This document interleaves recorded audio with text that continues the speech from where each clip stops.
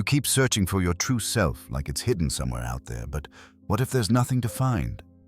Every scar, every failure, every moment you stayed silent when you wanted to speak didn't just happen to you, it shaped you. And the more you grow, the harder it gets to answer the question, who am I?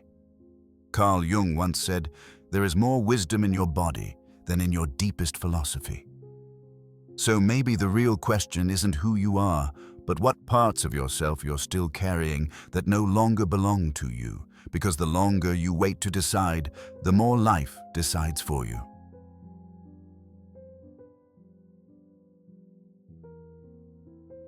Have you ever looked at your life and felt like you were becoming someone you didn't intend to be? Maybe it didn't happen all at once. Maybe it was slow, quiet, invisible.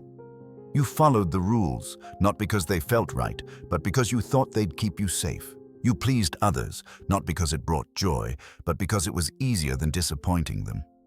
You adapted, over and over, until even you couldn't remember what was real. In trying to belong, you started to disappear. And the scariest part? Most of it felt normal. But in the process, something real went missing. Something you didn't even notice was fading until it was almost gone. Carl Jung believed the true self isn't found by looking outside, but by descending inward, into the forgotten, the repressed, the unlived. What you've silenced, what you've buried, what you were told was too much, too intense, too inconvenient. This isn't about becoming perfect, it's about becoming whole. Not fixing your flaws, but reclaiming the parts of you that were silenced to survive. Your opinions, your instincts, your wildness, the very things that made you feel alive before the world trained you to filter them out. If you want clarity, don't chase success. Chase the moments when your inner voice returns. The ones that feel raw, real, unfiltered. You're not meant to chase a final version of yourself. You're meant to choose which parts are worth keeping and which ones were never truly yours. This isn't about peeling off a mask. It's about shaping the face beneath it until you no longer feel like a stranger in your own mind.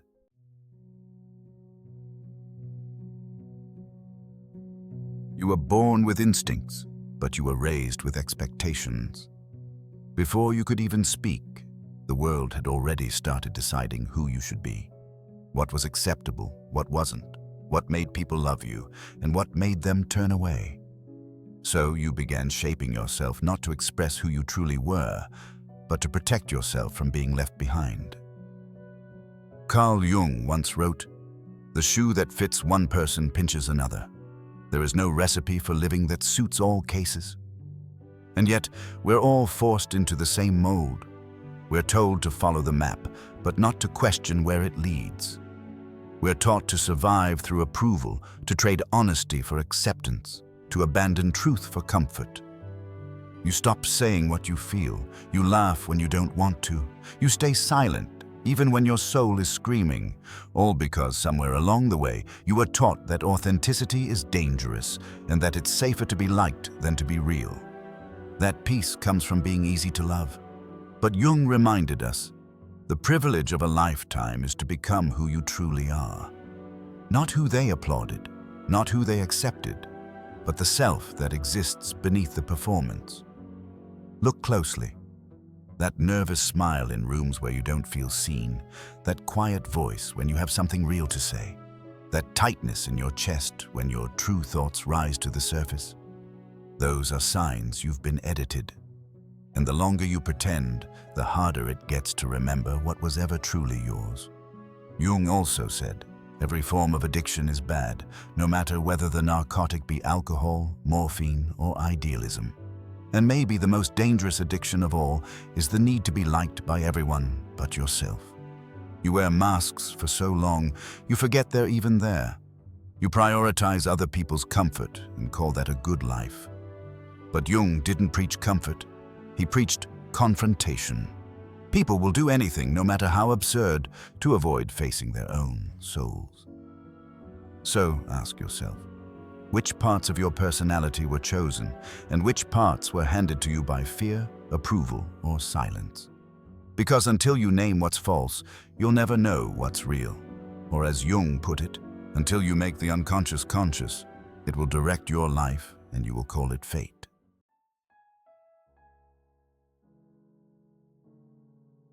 You don't lose yourself all at once. You bury yourself piece by piece, not because you're weak, but because somewhere along the way, you were taught to fear your own intensity, the anger, the desire, the envy, the chaos.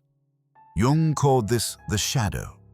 Not something evil, not something wrong, but something unseen. Something you've never fully digested. And because it stays in the dark, it becomes powerful. To confront a person with their shadow is to show them their own light. But most of us don't confront it. We run from it. You feel rage and label it bad. You feel fear and assume you're weak. You feel attraction and drown it in shame. Every time you reject a part of yourself, you don't erase it. You exile it. You push it out of your image, but it doesn't disappear. It just grows quietly in the dark, and eventually it shows up again as sabotage, as confusion, as a part of you you no longer recognize. What you resist persists. Not because you're broken, but because your soul is trying to bring itself back together. You can't become your true self while hiding parts of what lives inside you. You can't awaken by pretending to be clean and pure. The shadow isn't your enemy. It's your gatekeeper.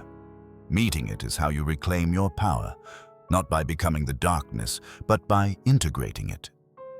Jung warned, the most dangerous psychological mistake is the projection of the shadow onto others. And just look around. How many people rage at the world while refusing to face themselves? You were taught to only show the light, but a one-sided soul is fragile. You twist your truth, avoid the mirror, and call that love. But as Jung said, wholeness is not achieved by cutting off a portion of one's being, but by integration of the contraries. You don't get to grow selectively. If you want real strength, you have to face your darkness with honesty. Not to be consumed by it, but to stop living in pieces. I'd rather be whole than good, he said. And this path won't get applause. It's not pretty, it's not easy, but it's the only one where freedom isn't a performance. It's a reflection.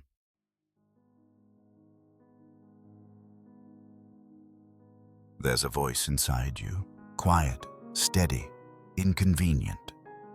It doesn't shout or demand your attention. It just waits for the moment you get honest with yourself. You've heard it before, right after you betrayed your own needs to keep the peace, right before you said yes when everything inside you said no, right in those moments when life looks fine on the outside but feels completely off on the inside. Carl Jung called this voice the self, not your ego, not your accomplishments, but the full truth of who you are. Everything you've silenced, feared, avoided, or outgrown. But most people don't listen. They drown it in distractions, bury it beneath their calendars, scroll past it in endless noise. Because if they really heard it, they'd have to change, and that's terrifying. Your visions will become clear only when you can look into your own heart. Who looks outside, dreams. Who looks inside, awakes. But instead of looking in, we live on the outside. We chase borrowed goals, cling to second-hand beliefs, wear masks that win praise but cost us our peace. Until one day we look in the mirror and realize we don't recognize who's staring back. Not because we're lost, but because we've never been alone long enough to hear ourselves. The self doesn't need you to be perfect. It just needs you to be present. It doesn't want you to fake confidence. It wants you to be real. But instead, we choose applause over alignment. We pick what's easy over what's true.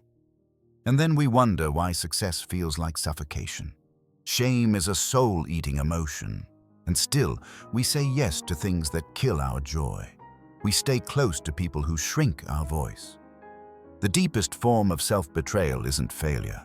It's keeping the peace with others by waging war on your own becoming. You won't meet your true self by being agreeable. You'll meet it in stillness, in resistance, in the moments you refuse to play the role that makes you resentful. Everything that irritates us about others can lead us to an understanding of ourselves. What bothers you in them is often what you've buried in you. You're not searching for an identity. You're trying to remember who you were before you traded authenticity for approval. The greatest tragedy of the family is the unlived lives of the parents. And if you don't listen to that voice, you'll live their life all over again, with nicer furniture, but the same regrets. The self won't yell. It waits, not with a scream, but with a whisper strong enough to unravel the life that was never truly yours.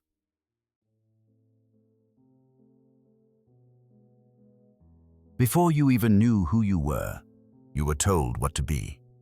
Society doesn't really care who you are. It cares who you appear to be. Carl Jung once said, "We deem those happy who, from the experience of life, have learnt to bear its ills without being overcome by them." But what looks like civilization often feels like a cage, where truth becomes rebellion, and your real self becomes a burden. You think you've made choices, but how many of them were already made for you? The school you went to, the dreams you chased, even your idea of success, were they chosen or handed down? Jung said, "In each of us there is another whom we do not know, and most people spend their lives avoiding that stranger. Some get addicted to applause, others to sacrifice. But all of it becomes a way to escape the unknown self, because truly knowing yourself comes at a cost. The price is misunderstanding, the price is rejection, the price is standing alone. You can't belong everywhere if you fully belong to yourself. And yet, what's more painful? Being isolated for your truth, or accepted for wearing a mask? The individual who wishes to have an answer to the problem of existence must accept responsibility for his own unique destiny. That kind of responsibility means there's no one else to blame. Not your parents, not your past, not even your pain. It means standing in front of the mirror and saying, "This is who I am, not who I was told to be." You don't need another label. You need liberation. Because the greatest enemy of the true self isn't hatred, it's imitation. You don't need to be liked. You need to be free. You don't need to fit in. You need to unfold. The shoe that fits one person pinches another. There is no recipe for living that suits all cases. So stop contorting. Stop shrinking. Stop trying to make your soul fit a world that's afraid of anything too alive. The more you become yourself, the more resistance you'll meet. Not because you're wrong, but because your courage exposes the comfort they never dared to leave. Once you've seen what isn't you, you're left with a question only you can answer.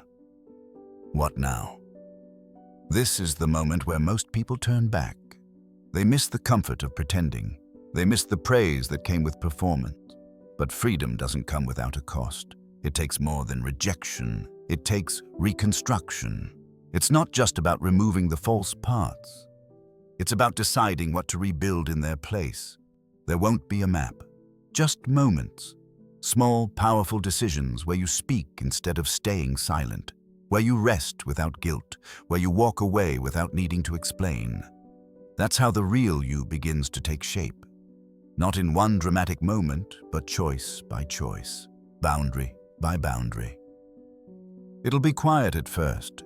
People might not understand. You might lose approval. You might lose connection. But what you gain is alignment. And when your outer life starts matching your inner truth, you don't have to perform peace anymore. You actually feel it. And for the first time, you're not chasing yourself. You're finally walking in the step with who you're becoming.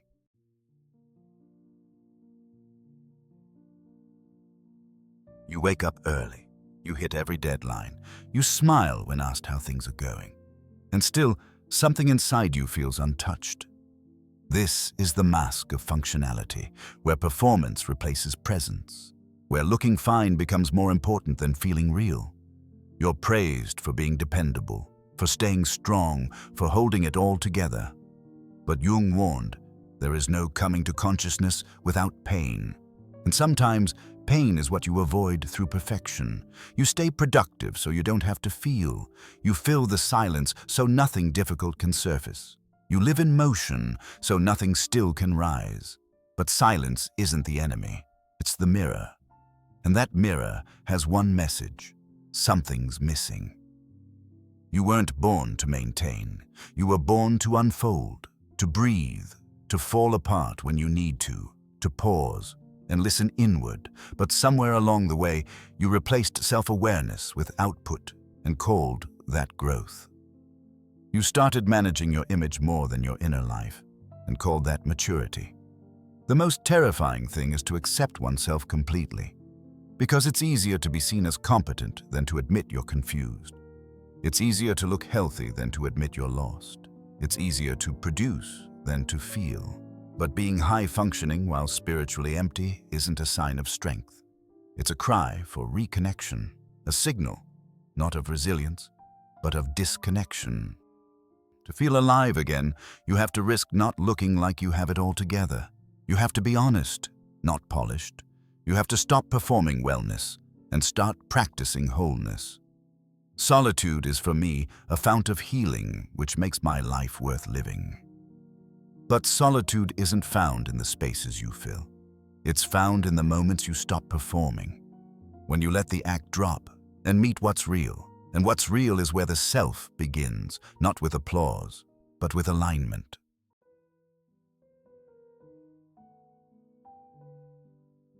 You learned who to be before you learned how to feel. You learned what not to say before you learned what you needed. You became good by becoming invisible, adaptable, pleasant, predictable.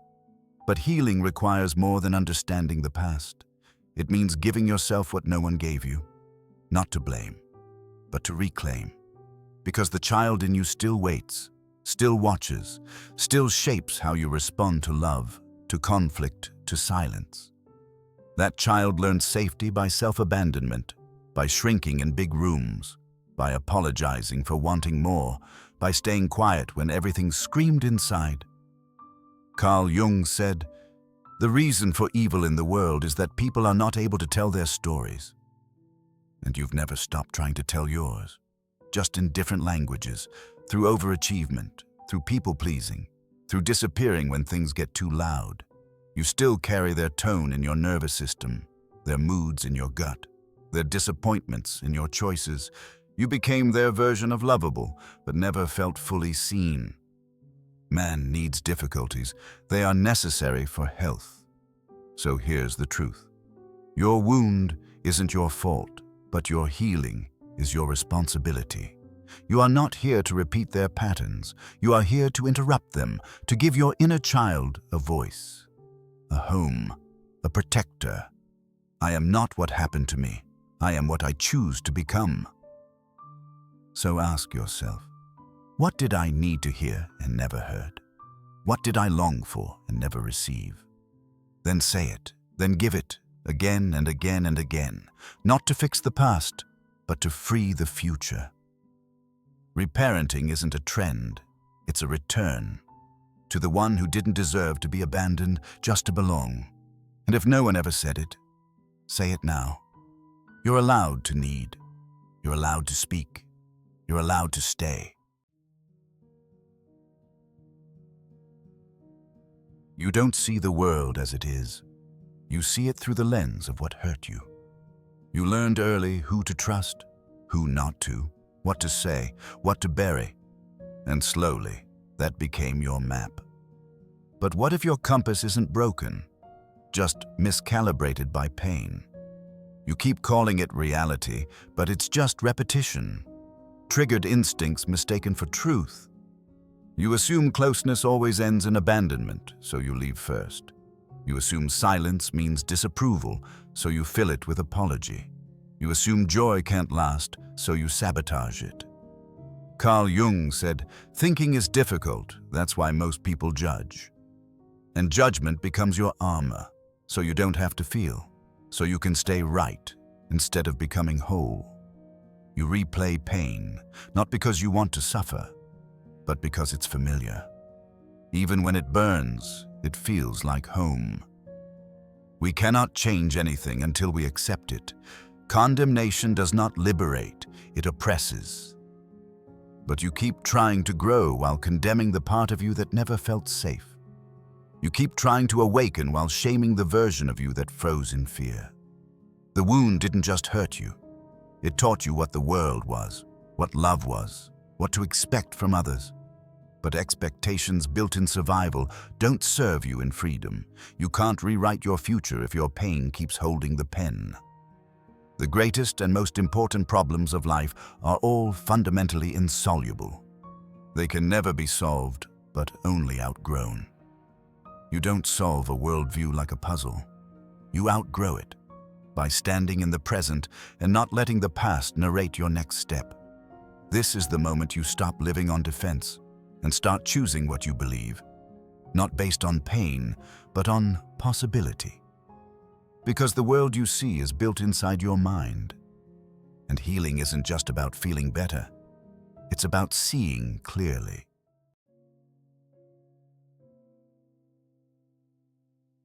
You keep trying to define yourself, to settle on one version, one identity, one name that explains it all. But the truth is, you are plural. You are contradiction. You are the storm and the stillness. There's a version of you that's bold, another that's cautious, one that dreams wildly, one that protects what's already built. And they all exist, not in conflict, but in tension. Jung said, "The pendulum of the mind oscillates between sense and nonsense, not between right and wrong." You punish yourself for being inconsistent, for evolving, for feeling multiple things at once. But integration isn't about erasing contradiction. It's about making space. For every part of you that's tried to survive, you aren't meant to be static. You're meant to move between roles, between instincts, between inner voices. The child, the critic, the rebel, the visionary, they all belong to you, but none define you completely. The meeting of two personalities is like the contact of two chemical substances. You've spent years choosing one side, pretending the rest didn't matter. But Jung taught us, growth is expansion, not narrowing. Let the warrior and the poet sit at the same table. Let the protector and the artist coexist. You are not broken because you're conflicted. You are alive. Where wisdom reigns, there is no conflict between thinking and feeling. Wisdom doesn't silence parts of you. It listens to them. It learns from them, and then leads. The self is not a statue. It's a symphony, and you are meant to conduct it, not silence it. There comes a point where healing is no longer about reflection. It becomes about action. Not the action they expect from you, but the action that reflects who you've become. Because you've seen the false self, you've felt the silence under the performance, you've faced the shadow and listened to the self. Now comes the part most people avoid, the decision to live as that self. Every human life contains a potential. If that potential is not fulfilled, then that life was wasted. But most people don't waste their lives out of laziness. They waste them out of fear. Fear of rejection, fear of being misunderstood, fear of becoming too much. But your potential doesn't live in comfort, it lives in clarity, in choosing alignment over acceptance, and purpose over applause. It means living without the script, without the need to be decoded, without asking for permission to exist. Loneliness does not come from being alone, but from being unable to communicate the things that seem important. So start saying what matters. Even if your voice shakes, even if it empties the room. Because living as your whole self might cost you, but pretending always costs more. Jung said, "In all chaos there is a cosmos, in all disorder a secret order." And you found that order, not by controlling the world, but by understanding yourself. The individuated life isn't perfect. It's honest. It's slow. It's inconvenient. But it's yours. You don't belong to your past anymore. You don't belong to their idea of you. You belong to the life that reflects your insides. So take up space. Live what you've learned, because you've met yourself. And now, you have the courage to live like it. You won't find yourself in books, or in the approval of others, or in the kind of silence that keeps you small. You'll find yourself in the mirror you've been avoiding, in the questions you stopped asking, in the moments when you finally say, "No more." You're not here to be understood by everyone. You're not here to live out someone else's script. You're here to become whole, even if that means standing alone. Because if you betray yourself just to be loved, you'll end up resenting the love. And if you keep shrinking to stay safe, you'll eventually forget what it ever felt like to be fully alive. You're not broken, you're buried. And today, you started digging. Carl Jung said, "The privilege of a lifetime is to become conscious of who you really are." That isn't a single achievement, it's a lifetime's work, a path built from choices, rejections, and quiet acts of rebellion. So, if you've made it this far, take it as your sign to keep going. Let them misunderstand you. Walk away from the dreams that were never yours, and become, at last, someone you actually recognize.